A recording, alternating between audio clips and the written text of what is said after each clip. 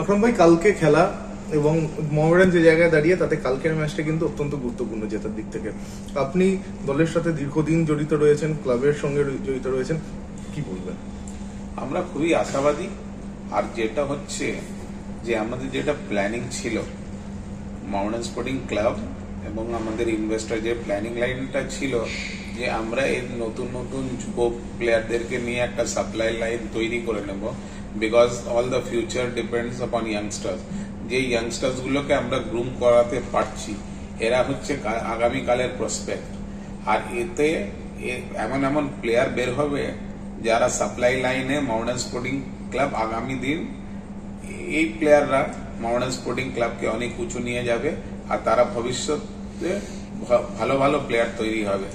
অনেক দিন থেকে আমাদের মানে পশ্চিমবঙ্গের মাঠ থেকেও বাঙালি ছেলেরা অনেকটা হারিয়ে গিয়েছিল, কিন্তু আস্তে আস্তে আবার আইএফএ বলুন কিংবা ফুটবল ফ্রেটার্নিটি আমরা চেষ্টা করে যাচ্ছি যে বাঙালি ছেলেরা আবার ফুটবলকে যেমনি ভালোবাসতো সে জায়গাতে আমরা পশ্চিমবঙ্গ ফুটবলকে নিয়ে যেতে পারি।